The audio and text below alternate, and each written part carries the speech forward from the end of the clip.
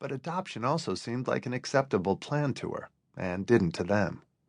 She assumed their aversion to adoption had something to do with George's traditional views about carrying on his own bloodline, as well as with her daughter's stubborn refusal to give up. She was her mother's daughter in many ways, in a slightly modified version.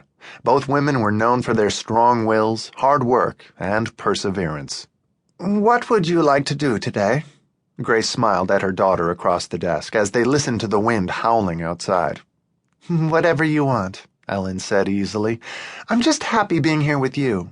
Do you have any errands we need to do?"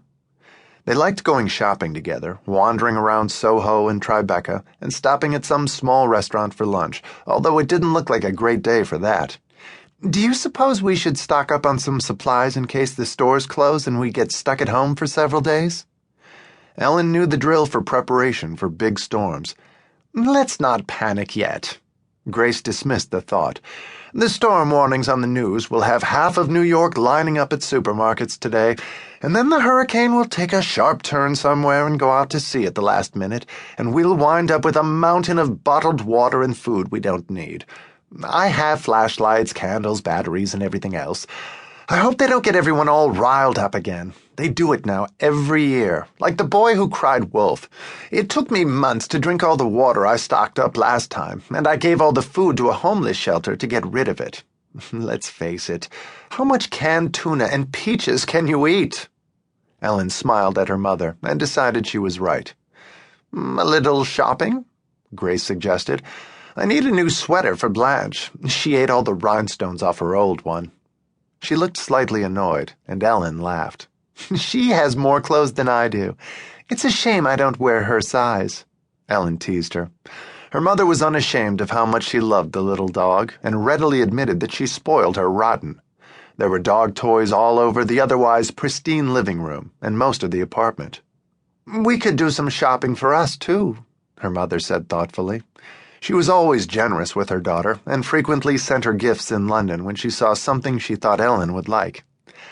"I wouldn't mind looking in at some of the vintage and antique stores. I have 2 clients to shop for while I'm here," Ellen commented, and occasionally she made unexpected finds in some of the shops downtown, of unique items she couldn't find anywhere else.